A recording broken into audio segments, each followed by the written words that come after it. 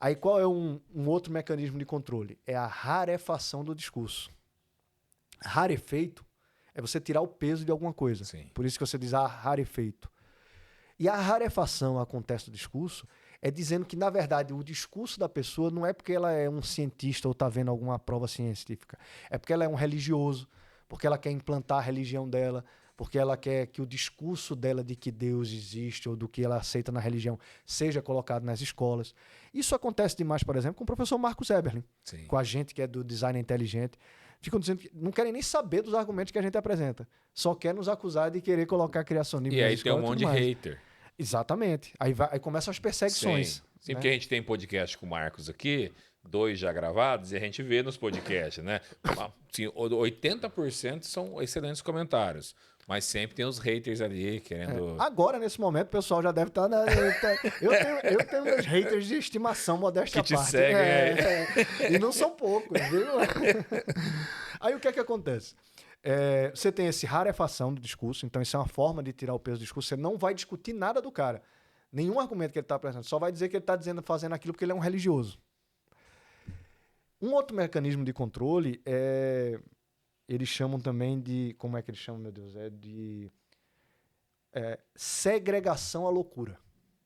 Tá. Então a pessoa pode até falar o que ela quiser a respeito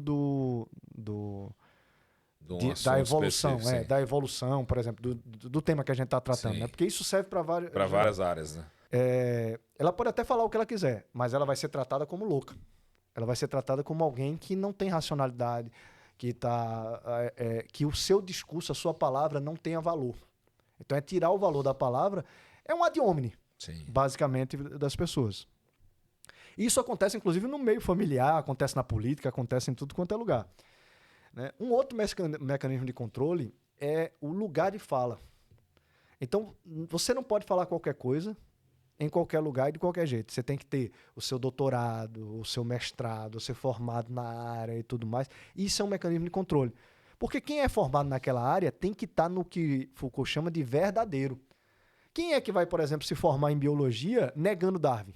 Sim. Ele simplesmente vai ser reprovado. Ele não vai se formar. É assim, pronto. Ele não tem opção. Ele não tem opção. Essa é a verdade, pronto. E é imposto. Isso até hoje. Sim, demais. Eu, por exemplo, neguei Darwin na minha dissertação, mas porque meu curso é um curso de ciência da religião. Entendi. E mesmo assim teve professores, rapaz, tem um processo quando você vai fazer sua dissertação ou sua tese chamado qualificação.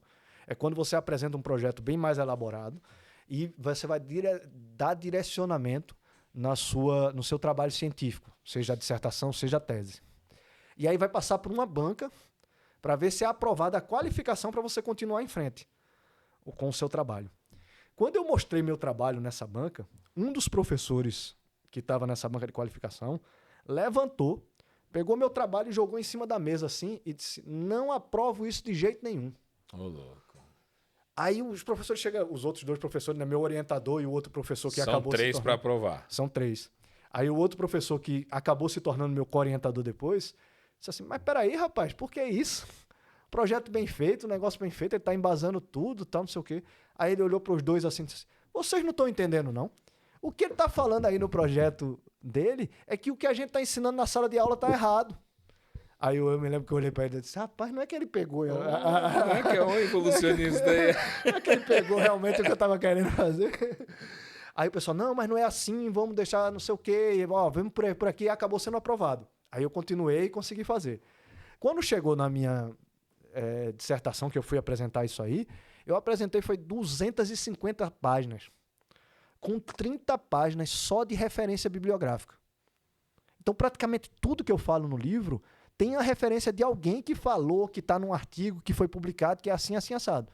Tanto que esse livro, se vocês forem pegar, claro que o tamanho é menor de referência à página de Word, tem umas 20 páginas só de referência bibliográfica, que é para a própria pessoa ir nos estudos e verificar se aquilo que eu estou dizendo é ou não é. Para ninguém falar, o que ele está falando é coisa da cabeça dele. Exato. Né? E eu sabia que, por exemplo, se eu não fizesse isso, eu seria muito atacado por estar atacando o evolucionismo. Sim. Mas como foi tudo muito bem embasado, foi aprovada a minha dissertação. Né? Isso é um exemplo de mecanismos de controle. Aí o final, o mecanismo de controle que Foucault vai falar, é da produção de disciplinas e de ciência. Existem academias de ciências que controlam o que entra e o que não entra nos currículos curriculares, nos currículos escolares e universitários. Eles é quem determinam.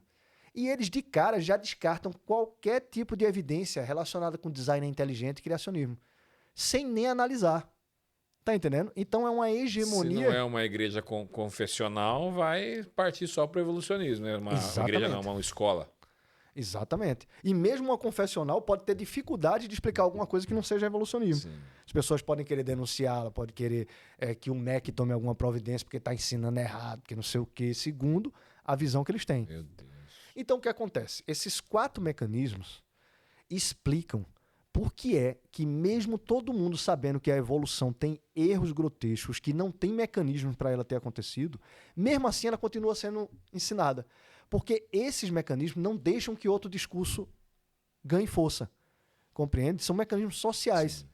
Aí por isso que ele continua hegemônico na academia, mesmo com todo mundo sabendo que está errado.